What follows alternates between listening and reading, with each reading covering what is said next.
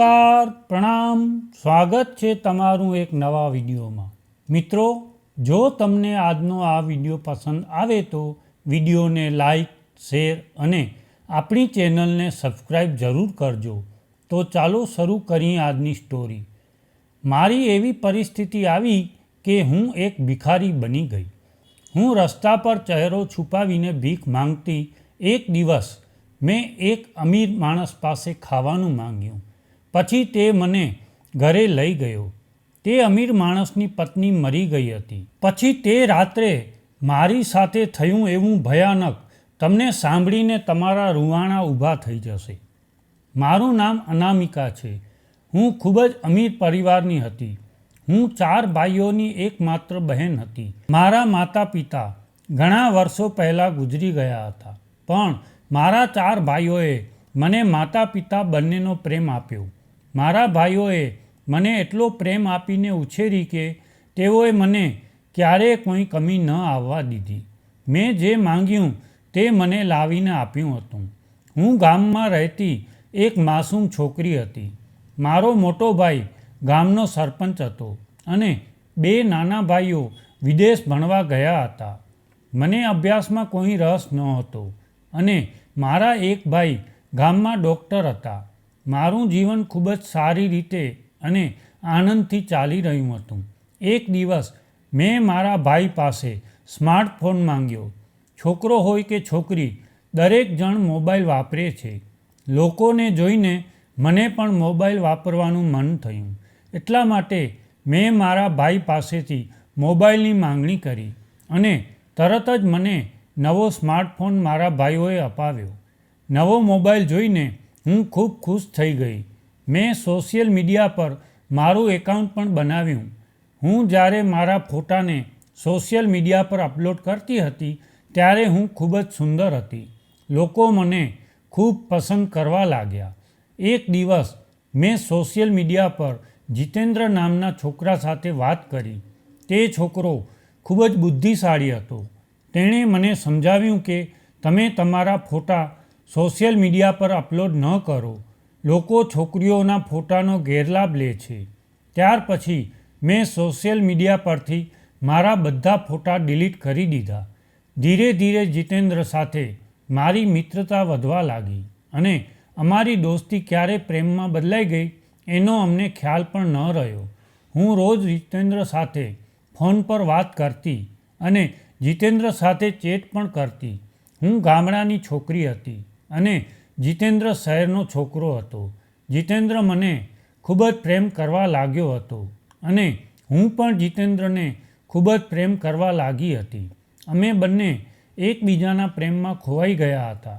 એક દિવસ મને ખબર પડી કે મારા ભાઈએ જ ગામના વકીલ સાથે મારો સંબંધ નક્કી કર્યો છે, પરંતુ હું જીતેન્દ્રને પ્રેમ કરતી હતી તો હું બીજા સાથે કેવી રીતે લગ્ન કરી શકું? મેં મારી ભાભીને મારા વિશે જણાવ્યું અને જીતેન્દ્ર સાથે મારી વાતચીત કેવી રીતે શરૂ થઈ તે પણ જણાવ્યું। જ્યારે ભાભીએ ભાઈને કહ્યું કે અનામિકા એક છોકરાને પ્રેમ કરે છે અને જ્યારે મેં તે છોકરા સાથે સોશિયલ મીડિયા પર વાત કરી તો ભાઈએ મારા હાથમાંથી મોબાઈલ છીનવી લીધો। તેણે કહ્યું કે આ વ્યક્તિ સાથે વાત કરવાનું બંધ કરો, આવા લોકોની વાત ન સાંભળો, આવા લોકો હંમેશા છેતરપિંડી કરે છે। સોશિયલ મીડિયા પર રહેતા મોટાભાગના છોકરાઓ છોકરીઓને તેમના પ્રેમમાં ફસાવીને છેતરે છે, પણ જીતેન્દ્ર એવો છોકરો ન હતો। મેં મારા ભાઈને બહુ સમજાવવાની કોશિશ કરી પણ કોઈએ મારી વાત ન સાંભળી। ભાઈ ઈચ્છતા હતા કે હું જીતેન્દ્રને ભૂલી જાઉં, પરંતુ હું તેમ કરી શકી નહીં। જ્યારે મેં જીતેન્દ્રને આ વિશે કહ્યું તો તેણે મને કહ્યું કે તારા ઘરથી ભાગીને આવી જા, હું તને કોઈ બીજાની બનતા જોઈ શકતો નથી। ભાઈએ મને બહુ સમજાવવાની કોશિશ કરી પણ મેં ભાઈની વાત ન માની અને એક દિવસ રાતના અંધારામાં હું ઘરેથી ભાગી ગઈ। રાતના અંધારામાં જ્યારે હું મારા ઘરેથી છુપી રીતે ભાગી ત્યારે મને કોઈ જોઈ શક્યું નહીં અને જીતેન્દ્ર દ્વારા આપવામાં આવેલા એડ્રેસ ઉપર હું પહોંચી ગઈ। જ્યારે હું જીતેન્દ્રને પહેલીવાર મળી ત્યારે હું ખૂબ ખુશ હતી, કારણ કે મેં જીતેન્દ્રને પહેલીવાર જોયો હતો. મને જોઈને જીતેન્દ્ર પણ ખૂબ ખુશ થઈ ગયો હતો. જીતેન્દ્રના પરિવારમાં કોઈ ન હતું અને જીતેન્દ્ર જે મુંબઈ શહેરમાં રહેતો હતો ત્યાં તેણે મને પોતાની સાથે રાખી હતી. જીતેન્દ્ર ભાડાના મકાનમાં રહેતો હતો અને અમે બંને કોર્ટ મેરેજ કર્યા હતા. તે પછી અમે બંને પતિ પત્ની બની ગયા અને અમારું જીવન ખૂબ જ સારી રીતે ચાલી રહ્યું હતું. જીતેન્દ્ર ખૂબ જ મહેનતુ છોકરો હતો. તે પોતાનું કામ ખૂબ જ મહેનતથી કરતો હતો. હું જીતેન્દ્ર સાથે મારું જીવન વિતાવીને ખૂબ ખુશ હતી. મારા ઘરેથી ભાગી ગઈ હતી. મારા ભાઈઓએ મને શોધવાની કોશિશ કરી હતી પરંતુ તેનાથી મને કોઈ ફરક ન પડ્યો. મારા પતિ સાથે ખૂબ જ ખુશ હતી. જો મેં મારું ઘર ન છોડ્યું હોત તો મારા ભાઈએ મારા બીજે લગ્ન કરી લીધા હોત અને હું જીતેન્દ્રથી અલગ થવા માંગતી ન હતી. હું જીતેન્દ્રના પ્રેમમાં એટલી બધી પાગલ થઈ ગઈ હતી કે જીતેન્દ્ર મારી નાની નાની જરૂરિયાતો પણ પૂરી કરતો હતો. મારા જીવનનો આ નિર્ણય લેવાનો મને ક્યારેય અફસોસ નથી થયો પરંતુ એક દિવસ મારી સાથે કંઈક એવું બન્યું કે મેં ક્યારેય વિચાર્યું પણ ન હતું. મારી ખુશી ઉપર કોઈની નજર લાગી ગઈ. એક દિવસ મને ફોન આવ્યો કે તમારા પતિનો અકસ્માત થયો છે. આ સાંભળી મારા પગ નીચેથી જમીન નીકળી ગઈ હતી. હું દોડીને હોસ્પિટલ પહોંચી અને જોયું કે મારા પતિ મૃત્યુને ભેટી ચૂક્યા છે.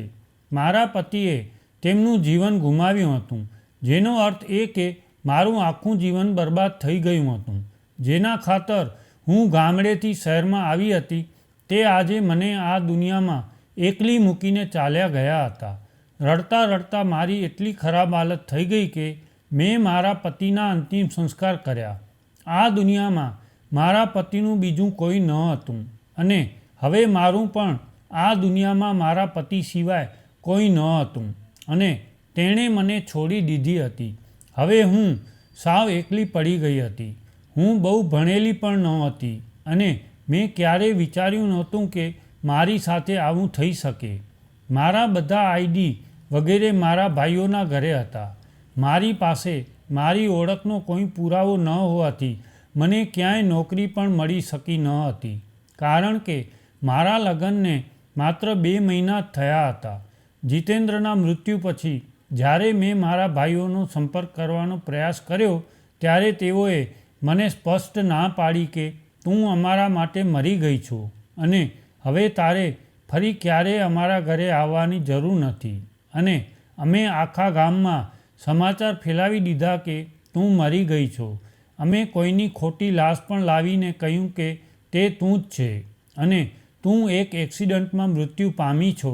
જોકે મને ખબર હતી કે મને મારા ભાઈઓ તરફથી આ જ જવાબ મળશે પણ હવે મારું જીવન કેવી રીતે જીવીશ? મારા પર સમસ્યાઓનો પહાડ તૂટી પડ્યા હતા. જીતેન્દ્રના મૃત્યુને 1 મહિનાનો સમય થઈ ગયો હતો. તેથી થોડા દિવસો સુધી આજુબાજુના લોકો મને મદદ કરતા રહ્યા પરંતુ કોઈ વ્યક્તિ ક્યાં સુધી કોઈને મદદ કરી શકે? હું ઘરેથી કેટલીક વસ્તુઓ વેચીને મારું ગુજરાન ચલાવતી હતી પરંતુ મકાન માલિકે ભાડું ન ચૂકવતા મને ઘરની બહાર કાઢી મૂકી હતી. હવે મારી પાસે વેચવા માટે કંઈ બચ્યું ન હતું. હું ખૂબ ચિંતિત થઈ રહી હતી. મારા જીવનના ખરાબ દિવસો એટલા બધા આવી ગયા કે હું રસ્તા પર ભીખ માંગવા લાગી. જો કોઈ મને ખાવાનું આપે તો હું ખાઈ લઈશ, નહીં તો ભૂખ્યા પેટે ફરું છું. મારું જીવન ખરાબથી ખરાબ તરફ જઈ રહ્યું હતું. એક દિવસ હું રસ્તાના કિનારે બેસી ભીખ માંગી રહી હતી. મારી પાસે રહેવાની જગ્યા ન હતી. તેથી જ હું મારા દિવસો અને રાત શેરીઓમાં બેસીને પસાર કરતી હતી. તે દિવસે એક માણસ પાસે મેં ભીખ માંગી. કહ્યું કે સાહેબ મને કંઈ ખાવાનું આપો, હું ભૂખે મરવાની હતી. મેં પહેલાં માણસના પગ પકડીને કહ્યું કે સાહેબ મેં 2 દિવસથી કંઈ ખાધું નથી. મહેરબાની કરીને મને ખાવાનું આપો. હું ખૂબ દુઃખી છું. મારી પાસે રહેવાની જગ્યા પણ નથી. હું જે ઘરમાં રહેતી હતી તે મકાન માલિક મને બહાર કાઢી મૂકી છે. હું ભાડે રહેતી હતી અને સૂકી રોટલી ખાઈને જીવતી હતી. હવે ઘરની એ સૂકી રોટલી પણ ખતમ થઈ ગઈ હતી. તેથી હું રસ્તા પર ભીખ માંગવા લાગી. પ્લીઝ સાહેબ, મને ખાવાનું આપો, નહીંતર હું ભૂખે મરી જઈશ. એ માણસે મને પૂછ્યું, શું તમે મારા ઘરે આવી શકો છો? મને આ સાંભળીને આશ્ચર્ય થયું. તેણે મને કહ્યું કે આ મારી મજબૂરી છે. મારી પત્ની મરી ગઈ છે. હું ઈચ્છું છું કે તમે મારા બાળકને પ્રેમ કરો. મારે એક પુત્ર છે જે 4 વર્ષનો છે. જો તમે તેની સંભાળ રાખી શકો તો હું તમને ઘરનું ખાવા પીવાનું બધું આપીશ અને તમારી જિંદગી પણ સુધરશે. મારી જિંદગી બહુ ખરાબ થઈ ગઈ હતી. મારી પાસે રહેવાની જગ્યા ન હતી. મકાન માલિકે પણ મને ઘરમાંથી કાઢી મૂકી હતી. હવે હું ઘણો સંઘર્ષ કરી રહી હતી. જો કોઈ મને ખાવાનું આપે તો હું ખાતી અને જો કોઈ મને ભોજન ના આપે તો હું ભૂખી ફર્યા કરતી. આ બધું વિચારીને હું તે માણસ સાથે જવા તૈયાર થઈ. કોઈ પણ રીતે તે સમયે મને ખાવા સિવાય બીજું કંઈ દેખાતું ન હતું.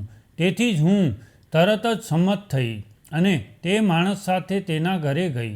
હું તેની સાથે ગઈ ત્યારે તેનું ઘર ઘણું મોટું હતું અને તે ખૂબ જ અમીર માણસ હતો. તેના ઘરમાં તેના સિવાય કોઈ ન હતું. માત્ર એક નાનું બાળક હતું જેની ઉંમર 4 વર્ષની હતી.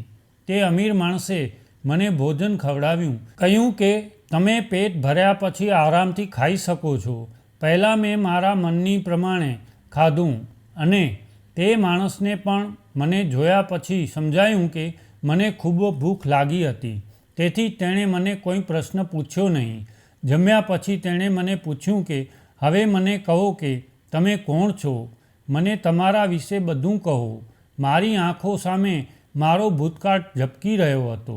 વિચારી રહી હતી કે મારે આ માણસને મારા ભૂતકાળ વિશે અને હું કોણ છું તે વિશે કેવી રીતે કહેવું જોઈએ.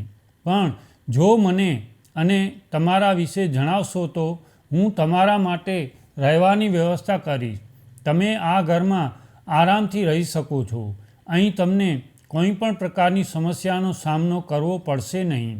હું આ ઘરમાં એકલો રહું છું અને માત્ર મારો દીકરો જ રહે છે. બીજું કોઈ રહેતું નથી. ઘરમાં કામ કરવા માટે નોકર પણ રાખ્યા છે. મેં તેને કહ્યું કે મારું નામ અનામિકા છે અને હું ખૂબ જ સમૃદ્ધ પરિવારની દીકરી છું. મારે 4 ભાઈઓ છે. હું મારા 4 ભાઈઓની એકમાત્ર બહેન હતી અને ગામડામાં રહેતી હતી. મને સોશિયલ મીડિયા પર એક છોકરા સાથે પ્રેમ થઈ ગયો હતો. તેના ખાતર હું મારું ગામ છોડીને અહીં આવી ગઈ હતી. અહીં આવ્યા પછી મારું જીવન ખૂબ જ સારી રીતે ચાલી રહ્યું હતું. પછી એક દિવસ મારા પતિનું અકસ્માતમાં મૃત્યુ થયું અને મારા પર મુસીબતોનો પાડ પડ્યો અને મારી મજબૂરીઓએ મને રસ્તાના કિનારે ભીખ માંગવાની ફરજ પાડી. મેં 2 દિવસથી કંઈ ખાધું ન હતું એટલે તમારા પગે પડીને ભીખ માંગતી હતી. જો તમે મને મદદ ન કરી હોત તો હું ભૂખે મરી ગઈ હોત. તે વ્યક્તિએ કહ્યું હતું કે તમે મારા માટે આશીર્વાદ સમાન છો. તમે મારા ઘરમાં આરામથી રહી શકો છો, પણ બદલામાં તમારે મારા દીકરાનો સારી રીતે ઉછેર કરવો પડશે. હું તમને ખુશ કરીશ. મારી પત્ની મરી ગઈ છે એટલે મારો દીકરો ઉછેરવા હું સક્ષમ નથી. તેણે મને તેના પુત્ર સાથે પરિચય કરાવ્યો અને કહ્યું કે આ મારો પુત્ર છે અને તેનું નામ આર્યન છે. તેના જન્મ પછી તેની માતા તેને છોડીને ચાલી ગઈ હતી. મેં તે માણસના પુત્રને મારા ખોળામાં લીધો અને તેને પ્રેમ કરવા લાગી અને કહ્યું કે જો આજે મારો પુત્ર હોત તો તે પણ તેના જેવો જ હોત. હું પણ લગ્નના 1 મહિનામાં ગર્ભવતી બની હતી, પરંતુ મારી કસુવાવડ થઈ ગઈ હતી. આ કારણે મેં મારું બાળક ગુમાવ્યું. હું તમને વચન આપું છું કે હું તમારા પુત્રને મારા પોતાના પુત્ર તરીકે ઉછેરીશ. આર્યનની સંભાળ લેવામાં મને ખૂબ આનંદ હતો. મારી એકમાત્ર જવાબદારી આર્યનની સંભાળ લેવાની હતી. તેને સમયસર ખવડાવવું, તેને સમયસર સુવડાવવો અને તેના કપડાં બદલવા વગેરે ઘરના બીજા દરેક કામ માટે નોકરાણીઓ ઘરમાં હાજર હતી. એક દિવસ હું સવારે ઉઠી અને જોયું કે આર્યન બેડ પરથી ગાયબ હતો. હું ઉઠી અને બહાર આવી અને મેં સરને પૂછ્યું કે આર્યન ક્યાં છે. તે બેડ પર પણ નથી. સાહેબે મને કહ્યું કે તે સાંજ સુધીમાં ઘરે પાછો આવશે, પણ તેણે મને કશું કહ્યું નહીં. તે ઘરનો માલિક હતો, તેથી હું તેની પાસે વધુ પૂછી શકી નહીં, કારણ કે જો તેણે મને ઘરની બહાર કાઢી મૂકી હોત તો હું ક્યાં જાત. દરરોજ આર્યન સાંજના સમયે ઘરે આવી જતો, અને જ્યારે તે રાત્રે સૂઈ જતો અને સવારે ઉઠતો ત્યારે આર્યન તેની પથારીમાંથી ગાયબ થઈ જતો. પણ જ્યારે પણ હું સાહેબને આર્યન વિશે પૂછતી ત્યારે તે કહેતા કે તે સાંજે આવી જશે, અને તે કહેતા કે મેં તને આ બાબતથી દૂર રહેવા કહ્યું છે. તે ક્યાં જાય છે તે વિશે વધુ જાણવાનો પ્રયાસ કરશો નહીં, અને તમારી સાથે કોઈ લેવા દેવા નથી. મારું કામ માત્ર બાળક અને તેની સંભાળ રાખવાનું છે. તમે બસ તમને આપેલું કામ કરો. એ પછી મેં તેને કશું પૂછવાનું બંધ કરી દીધું હતું. એક રાત્રે જ્યારે હું આર્યન સાથે સૂતી હતી ત્યારે મેં અડધી રાત્રે મારી આંખ ખોલી અને જોયું કે આર્યન બેડ પર હાજર હતો. હું જાગતી રહી, અને અચાનક કયા સમયે મારી આંખો પડી ગઈ એનો મને ખ્યાલ ન રહ્યો, અને સવારે ત્યારે રોજની જેમ આર્યન બેડ પર હાજર ન હતો, અને ઊભી થઈ અને બહાર આવી. મેં બહાર આવીને જોયું કે સાહેબ મારી સામે બેઠા હતા. હું ઉઘાડા પગે બહાર આવી એટલે સાહેબને મારા પગલાંનો અવાજ પણ સંભળાયો નહીં. સર તેમનો ફોન વાપરવામાં વ્યસ્ત હતા, અને હું તેમનો દેખાવ જોઈને આશ્ચર્યચકિત થઈ ગઈ, અને હું ડરવા લાગી અને મારા રૂમમાં પાછી ગઈ. આ પહેલાં મેં ક્યારેય વિચાર્યું ન હતું કે સાહેબ શું કામ કરે છે. મને ફક્ત મારું કામ કરવાની ચિંતા હતી, અને મને આ ઘરમાં ઘણું બધું મળી રહ્યું હતું, તેથી મેં તેના વિશે બહુ વિચાર્યું નહીં. પરંતુ એક દિવસ મેં ત્યાં કામ કરતી નોકરાણી નિયાને સાહેબ વિશે પૂછવાનું શરૂ કર્યું, અને તેને પૂછ્યું કે સાહેબ શું કામ કરે છે. તો ત્યાંની એક નોકરાણીએ મને કહ્યું કે સાહેબ પોલીસ ઇન્સ્પેક્ટર છે. હું પોલીસવાળાના ઘરે રહું છું. એ સાંભળીને મને નવાઈ લાગી. મેં વિચાર્યું કે તો જ તેણે મને મદદ કરી હશે. હું એવી બની ગઈ કે જાણે મને સાહેબના કામ વિશે કંઈ જ ખબર નથી. મેં સાહેબને આ વાત જણાવવા દીધી નહીં કે હું તેમના વિશે બધું જાણું છું. તો મને ખબર નથી કે તેમણે મારી સાથે શું કર્યું હોત. તેથી જ હું ચૂપ થઈ ગઈ, ત્યાં સુધી કે એક દિવસ મેં સરના ટેબલ પર રાખેલી ફાઇલ જોઈ. મેં ફાઇલ ઉપાડી અને રૂમની અંદર રાખવા જતી હતી. પછી અચાનક એ ફાઇલ મારા હાથમાંથી પડી ગઈ, અને તેમાંથી ઘણા કાગળો પણ પડી ગયા. મેં કાગળો ભેગા કર્યા ત્યારે મારી નજર ફાઇલમાંથી પડી ગયેલા એક ફોટા પર પડી, અને એ ફોટો જોઈને મારા પગ નીચેથી જમીન નીકળી ગઈ. એ ફોટો બીજા કોઈનો નહીં પણ મારા પતિનો ફોટો હતો. મારા પતિનો ફોટો જોઈને મને નવાઈ લાગી. મેં વિચાર્યું કે જો સાહેબને ખબર પડે કે મેં આ ફોટો જોયો છે, અથવા તો તેમને ખબર પડશે કે હું આ ફોટામાં જે વ્યક્તિ છે તેની હું પત્ની છું, તેથી તે સમયે ડરના કારણે તે મને છોડશે નહીં. મેં ઝડપથી બધી વસ્તુઓ ભેગી કરી અને તે ફાઇલ તૈયાર કરીને સાહેબના રૂમમાં રાખી અને પાછી આવી. પણ હવે મને ડર લાગવા લાગ્યો, અને સૌથી મોટી ચિંતા તો એ હતી કે મારો જીવ જોખમમાં હતો, અને છતાં હું અહીંથી નીકળી શકી ન હતી, કારણ કે મારી પાસે આ ઘર સિવાય બીજી કોઈ જગ્યા ન હતી. અને હું એ બાળકના પ્રેમમાં પડી ગઈ. એવું લાગ્યું કે આ બાળક મારું જ છે. હું આ બાળકના પ્રેમમાં પડી ગઈ હતી, અને આ સિવાય હું આ ફોટાનું રહસ્ય પણ જાણવા માંગતી હતી. છેવટે આ પોલીસવાળાએ મારા પતિનો ફોટો કેવી રીતે મેળવ્યો? મને ડર હતો કે કંઈક ખોટું થઈ શકે છે. બની શકે છે મારા ભાઈઓએ જીતેન્દ્રને શોધવા માટે આ પોલીસકર્મી પાસે રિપોર્ટ નોંધાવ્યો હોય, પરંતુ મારા ભાઈઓએ જીતેન્દ્રને જોયો પણ ન હતો. હું કંઈ સમજી શકતી ન હતી, અને મને ખબર નથી કે મારા મનમાં શું વિચારો આવી રહ્યા છે. મારામાં એ માણસને પૂછવાની હિંમત ન હતી. હું અહીં 4 મહિનાથી રહું છું. એ બાળક હવે મને મમ્મી કહે છે. મેં તેને મને મમ્મી કહેવાથી રોકવાની કોશિશ કરી હતી, પણ તે મને મમ્મી કહેતો રહ્યો.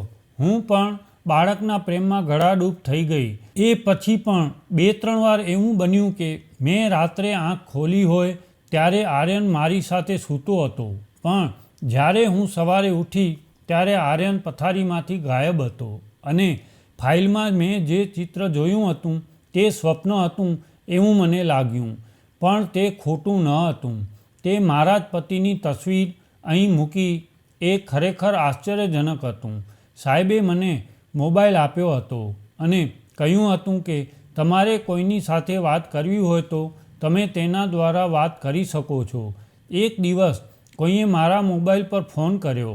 હું કામમાં વ્યસ્ત હતી અને તેથી કોલનો જવાબ આપી શકી નહીં, કારણ કે મારો ફોન રૂમમાં પડેલો હતો. જ્યારે મેં બહાર આવીને મારા મોબાઈલમાં જોયું તો એક અજાણ્યા નંબર પરથી કોલ આવ્યો હતો. મેં બહુ ધ્યાન ન આપ્યું, પણ થોડી વાર પછી એ નંબર પરથી મેસેજ આવ્યો જેમાં મારું નામ લખેલું હતું અને તેમાં લખ્યું હતું કે અનામિકા, તું કેમ છે? મને જાણીને આશ્ચર્ય થયું કે મને મારા નામથી કોણ ઓળખે છે. મને લાગ્યું કે કદાચ અહીંની કોઈ નોકરાણી મારી સાથે મજાક કરી રહી છે. તેથી જ મેં તે મેસેજનો જવાબ ન આપ્યો. તે પછી કોઈ મેસેજ આવ્યો નહીં, તેથી હું ચિંતિત થઈ ગઈ. પછી રોજ રાત્રે આ નંબર પરથી મેસેજ આવવા લાગ્યા. મેસેજમાં ક્યારેક મારા જૂના જીવનની વાત હોતી તો ક્યારેક મારા ભાઈઓ વિશે.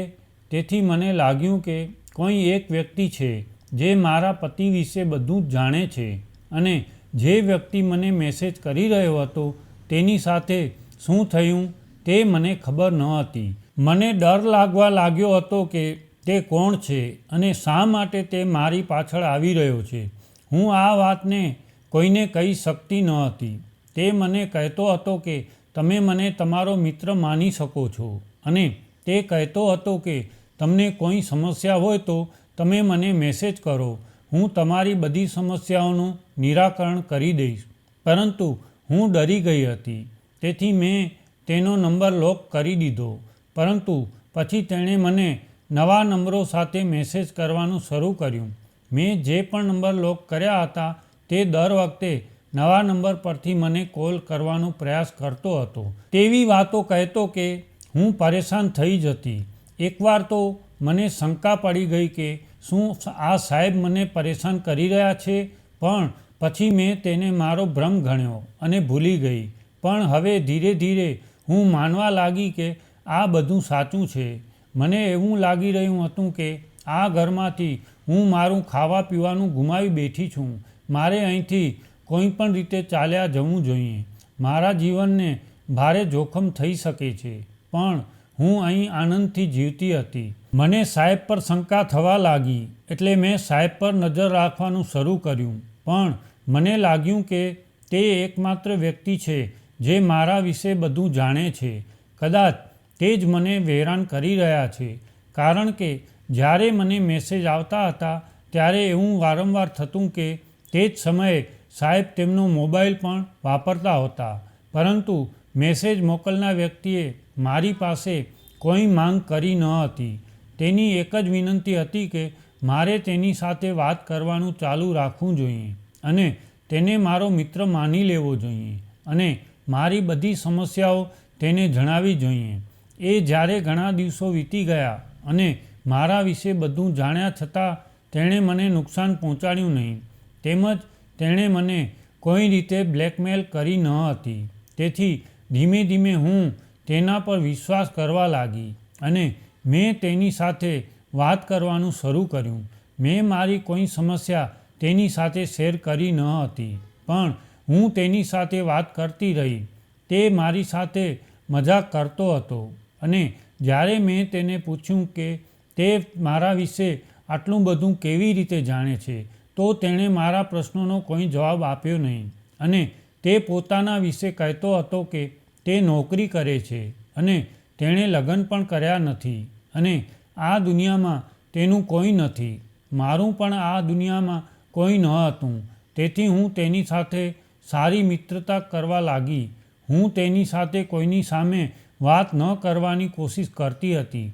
તેથી જ મેં તેને કહ્યું હતું કે હું તેની સાથે કોઈની સામે વધુ વાત કરી શકતી નથી. આ બાબત તેણે મને કહ્યું કે કોઈ સમસ્યા નથી, તે તેનું ધ્યાન રાખે અને હવે તો આપણે રાત્રે જ વાત કરીશું.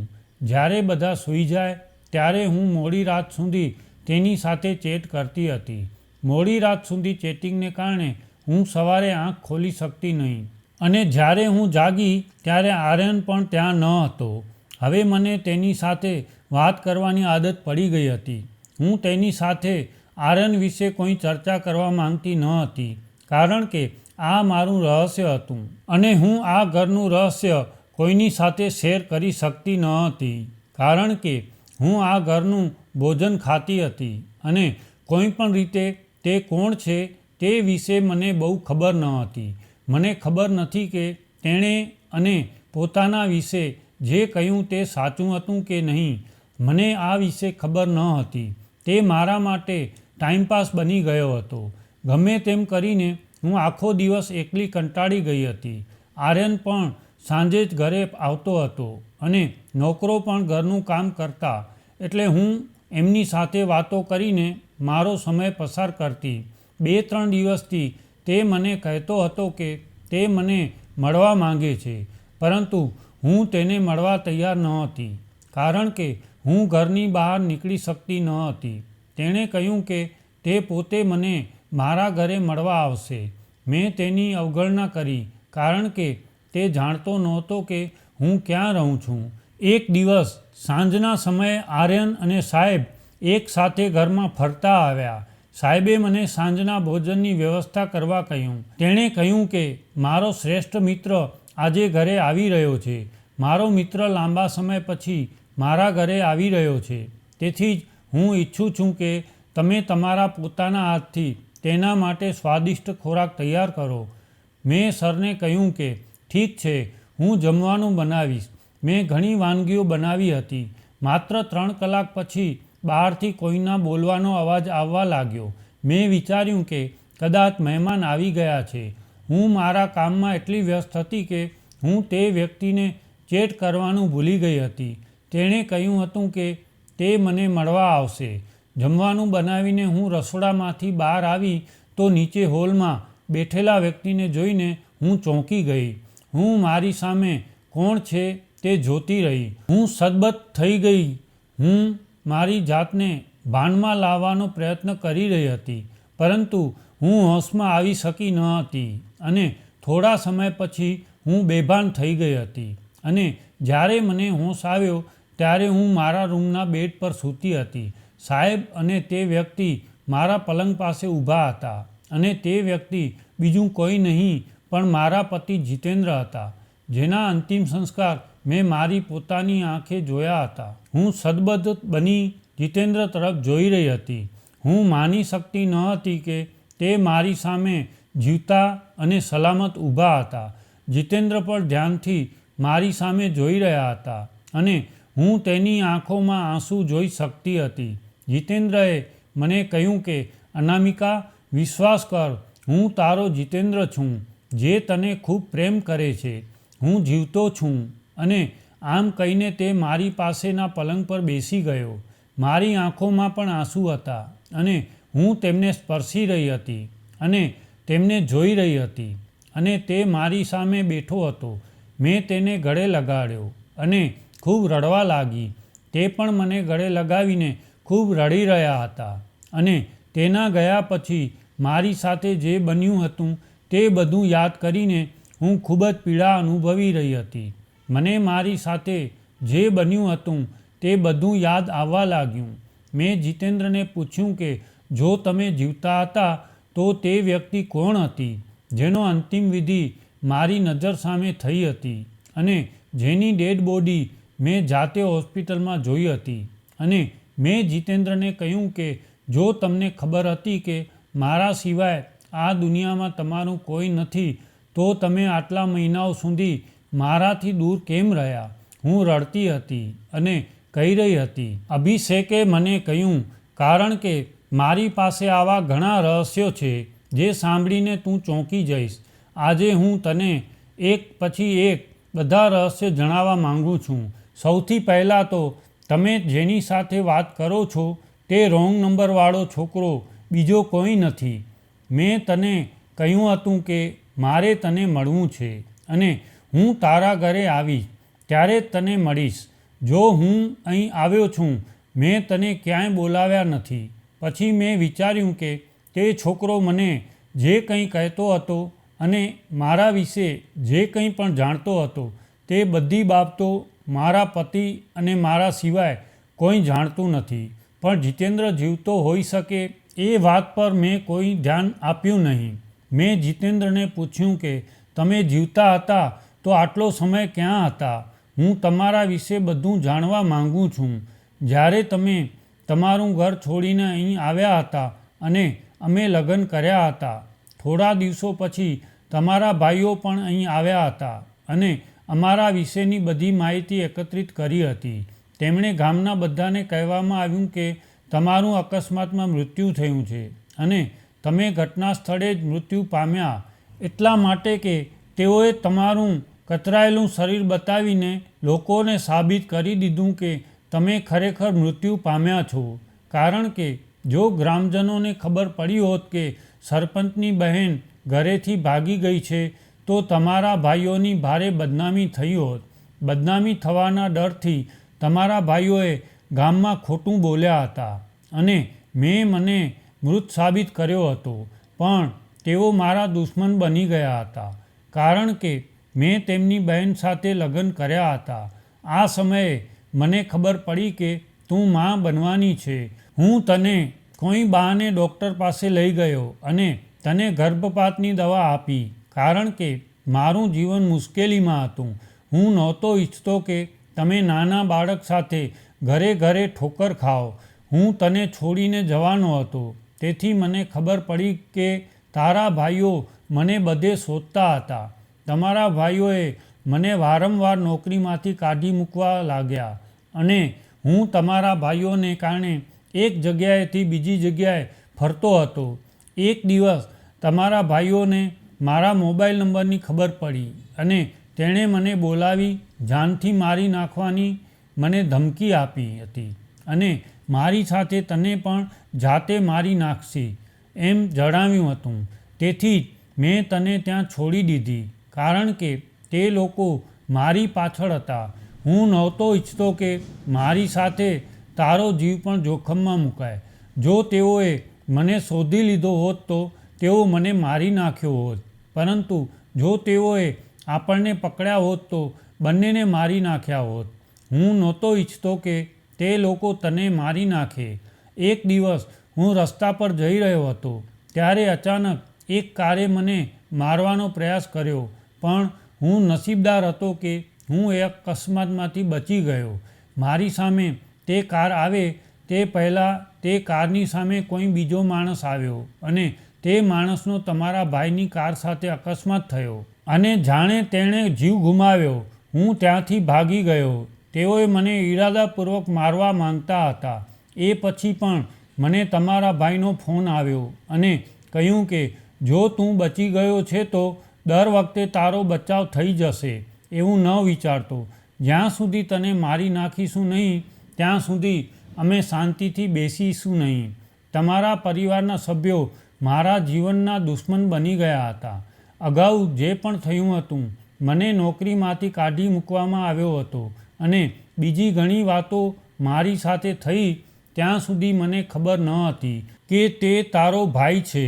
પરંતુ જ્યારે મને ધમકી ભર્યા ફોન આવવા લાગ્યા અને કહેવામાં આવ્યું કે અમે તમને મારી નાખવા માંગીએ છીએ, ત્યારે મને સમજાયું કે આ બધું તારો ભાઈ જ મારી સાથે કરતો હતો.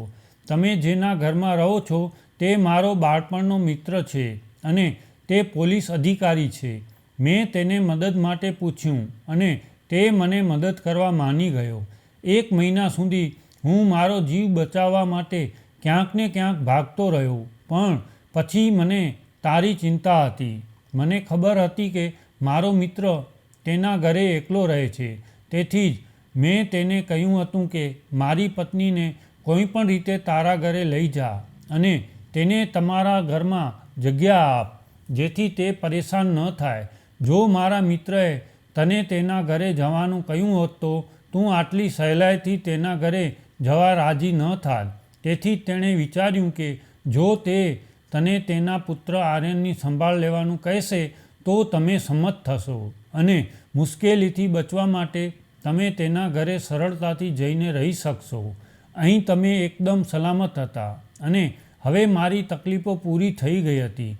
મારા મિત્રએ મારા પર જીવલેણ હુમલો કરનાર અને જાનથી મારી નાખવાની ધમકી આપનાર તારા ભાઈઓની ધરપકડ કરી. જ્યાં સુધી હું તમારા ભાઈઓને પોલીસના હવાલે નહીં કરું ત્યાં સુધી હું તારી સાથે રહી શકીશ નહીં. ઘણા સમયથી મારા મિત્રએ મને જેલના એક રૂમમાં બંધ કરી દીધો હતો, કારણ કે જો હું બહાર આવ્યો હોત તો તારા ભાઈએ કોઈ રીતે મારું સરનામું શોધી કાઢ્યું હોત અને મારો મિત્ર જેણે મારી જેલમાં મારી ખૂબ કાળજી લીધી અને જ્યાં સુધી મારો મિત્ર તારા ભાઈઓને કેદ ન કર્યા ત્યાં સુધી તેણે મને જેલમાંથી બહાર આવવા દીધો નહીં, કારણ કે મારા માટે જેલમાં એકમાત્ર સલામત જગ્યા હતી જ્યાં હું એકદમ સલામત હતો. હવે તમારા ભાઈઓ જેલમાં બંધ છે અને હું તમારી સામે આવ્યો છું. આ બધું તમારા ભાઈઓએ કર્યું હતું, પણ હું નસીબદાર હતો કે મારા મિત્રએ મને તેના જ પોલીસ સ્ટેશનમાં જગ્યા આપી. મેં જીતેન્દ્રને કહ્યું કે મારા મનમાં હજુ એક પ્રશ્ન ઘૂમી રહ્યો છે કે આર્યન વહેલી સવારે ક્યાં જાય છે. પછી સાહેબ કહેવા લાગ્યા કે ભાભી, મને માફ કરો, તે મારો પુત્ર છે, તેથી જ હું તને અહીં લાવ્યો છું. મારી પાસે પત્ની નથી અને મારા પુત્રને માની જરૂર છે. તમારા આવવાના એક અઠવાડિયા પહેલાં મારી પત્નીનું અવસાન થયું હતું. તે ખૂબ જ બીમાર હતી અને એક અઠવાડિયા સુધી તે રડતા રડતા દયનીય બની ગયો હતો, કારણ કે તે તેની માતા સાથે સૂતો હતો. જ્યારે હું તમને અહીં લાવ્યો ત્યારે મેં વિચાર્યું કે મને ખબર નથી કે મારો પુત્ર તમને તેની માં માને છે કે નહીં. જો તમે તેને પ્રેમથી સુડાવો તો તે સૂઈ જશે કે નહીં, પણ પહેલા જ દિવસે મારો દીકરો તમને તેની માં માનીને સૂઈ ગયો. સવારે મારો દીકરો બોર્ડિંગ સ્કૂલે જાય છે અને સાંજે પરત ફરે છે.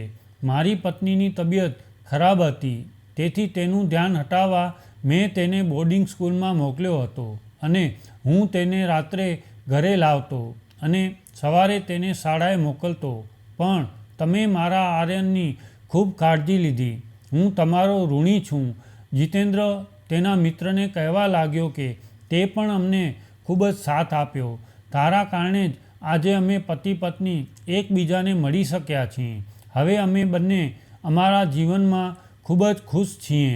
મારા પતિને નોકરી મળી ગઈ છે અને અમે સાહેબના ઘરે રહીએ છીએ. સાહેબે કહ્યું કે હું તેના પુત્રનો ઉછેર એ જ રીતે કરું જે રીતે હું કરતી હતી, કારણ કે આર્યન મારી સાથે ખૂબ જ લાગણીથી રહેવા લાગ્યો હતો અને હું હંમેશા આર્યનને પોતાની માતાની જેમ પ્રેમ કરતી હતી. તેથી જ અમે તેના ઘરે રહેતા હતા. હું ફરીથી જીતેન્દ્ર સાથે રહીને ખૂબ જ ખુશ હતી. મારા જીવનમાંથી બધી સમસ્યાઓ દૂર થઈ ગઈ હતી, પરંતુ મારા ભાઈઓએ જે કર્યું તે અક્ષમ્ય હતું.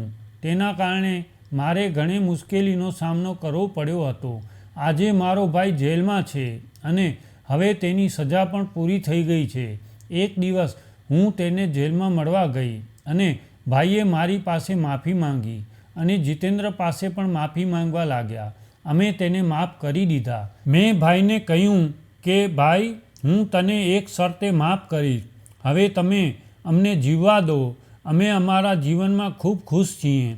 તમે અમારા જીવનમાં ક્યારેય અડચણ કરશો નહીં. ભાઈએ પણ કહ્યું કે હું ફક્ત મારી બહેનને ખુશ જોવા માંગતો હતો.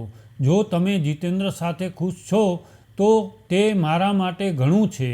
હવે મારા જીવનમાં બધું સારું છે અને હું મારા જીવનમાં ખુશીથી જીવી રહી છું. તો મિત્રો, આજનો આ વિડીયો તમને કેવો લાગ્યો કોમેન્ટમાં જરૂર કહેજો અને જો વિડીયો પસંદ આવ્યો હોય તો વિડીયોને લાઈક, શેર અને આપણી ચેનલને સબસ્ક્રાઈબ જરૂર કરજો. જય શ્રી કૃષ્ણ.